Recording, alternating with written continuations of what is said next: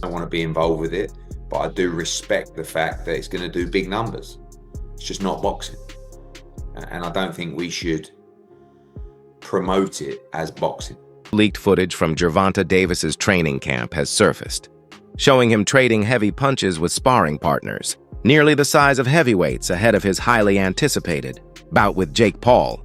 The clips reveal just how intense and calculated Tank's preparations have become. You touch, move your head, cold, stop closing up, gotta let it go. Keep turning, step around. Keep turning.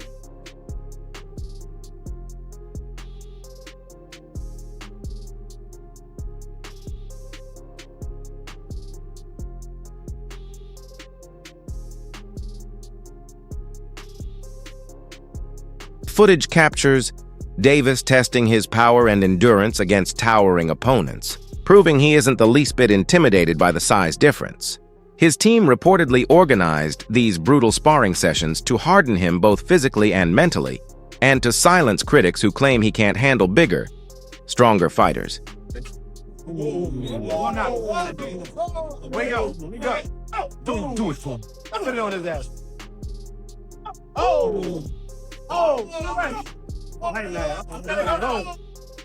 Recently, Davis has been deliberately sparring with much larger and heavier boxers, taking on power punchers known for their strength and size. These high-risk sessions highlight his confidence and refusal to stay confined within his natural weight class. Tank is willingly stepping into deep waters, challenging himself against men who outweigh him by dozens of pounds, all to sharpen his timing, toughness, and punching power.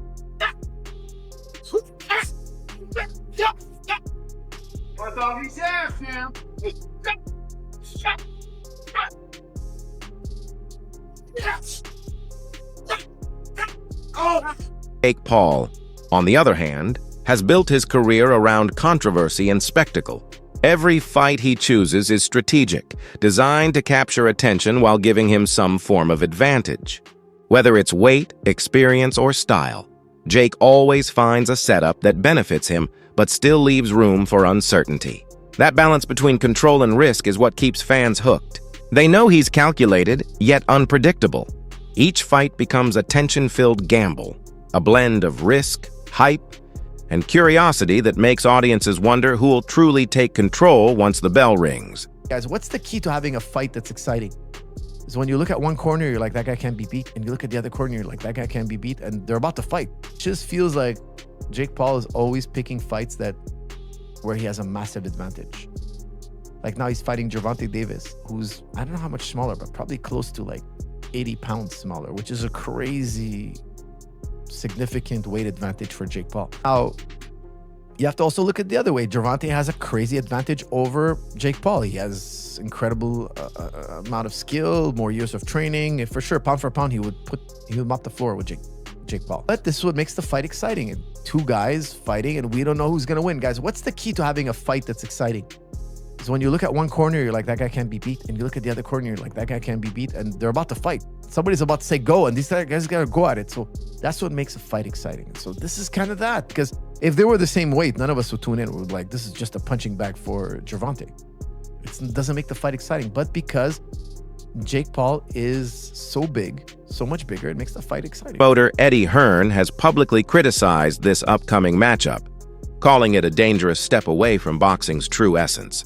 He insists that real boxing is about competition, not theatrics dressed up as sport. Hearn argues that the size difference alone makes this fight unfair, Jake Paul being naturally bigger and heavier, while Gervonta comes from divisions built on speed, reflex, and precision.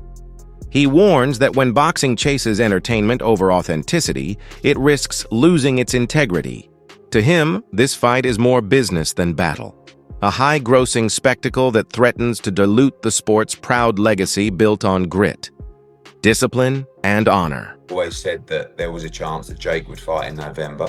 I think, wasn't I the one that broke Jake Paul against Gervonta Davis 6 months ago or something. I knew that they'd agree that deal. I didn't know they were about to announce it then, but I did know that they'd agreed that deal previously. So I don't like it, if I'm honest. I mean, I think we need to really differentiate between boxing and an entertainment concept, and that's what that is. It's a freak show. It's entertainment. It's a lightweight fighting a cruiserweight. You know, with, I don't know, is it bigger gloves and certain minutes per round? I don't know what it is, but, you know, I understand the market and I understand this freak show shock kind of the world mentality of people potentially tuning in. Is that a step too far? Maybe. I mean, I hated Jake Paul against Mike Tyson, but it did massive numbers.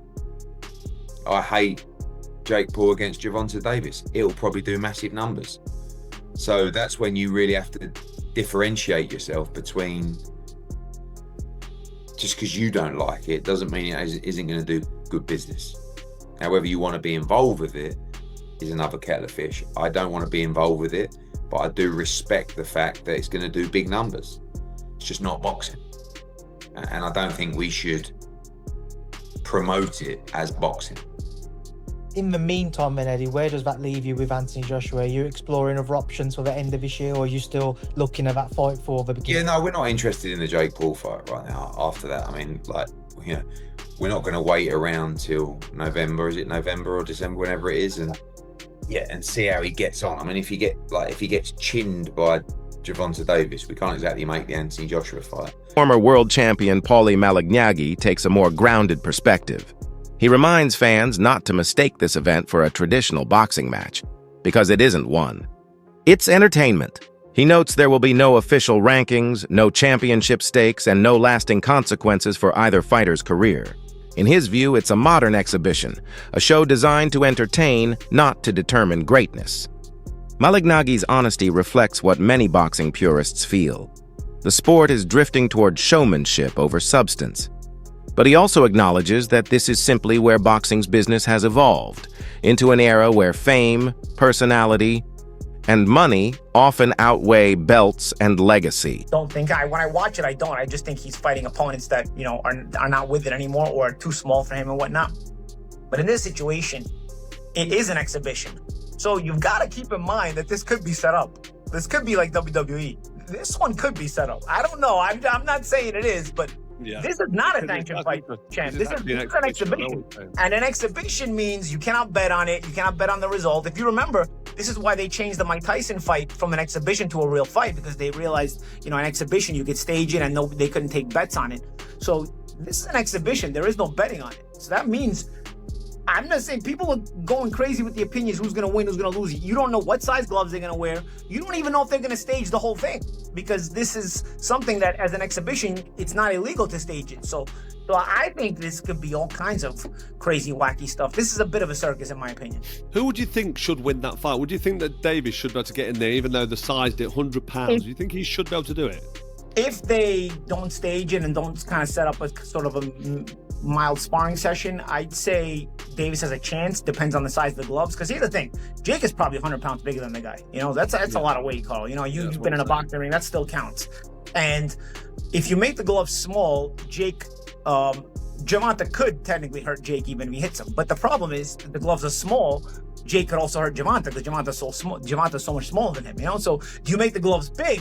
And then, really, who's got an advantage? I don't know. You know, technically, Gervonta's a lot better boxer, but he's so much smaller. I've stood next to Jake. Jake's a big guy. It's like I said, it's a bit of a circus freak show, and that's why I don't put it out of the question that this exhibition could be a bit staged in the ring. Analyst Wade Plemons from the Wade Concept described Jake Paul as a master manipulator who weaponizes fame and ego to control his opponents. According to Wade, Jake doesn't just fight, he plays psychological chess. He builds tension, provokes reactions, and transforms every confrontation into a viral moment. By leveraging attention, wealth, and influence, Jake successfully lured Gervonta Davis into a fight that was impossible to ignore. It's not just about punches for Jake. It's about power, narrative, and control. He wins the moment before the first bell rings and often dominates the conversation long after the fight is over. Also, and again, Jake's only been boxing for 5, 6, 7 years. Isn't necessarily far-fetched to try to have his own advantages when trying to fight other boxers that are far more experienced than him. But this one's a little too much, right? This one is crazy because of the massive weight difference. It doesn't make a ton of sense. But again, as far as a sport fight is concerned, I want to make sure I make that clear. Again, this is not me hating on it, because I do think that both guys have been very upfront with what they're doing in this fight and what their goals are with these kind of events. But the narrative Jake's trying to create as if this is like proving anything for him fighting a real fighter when Gervonta is so much smaller than he is.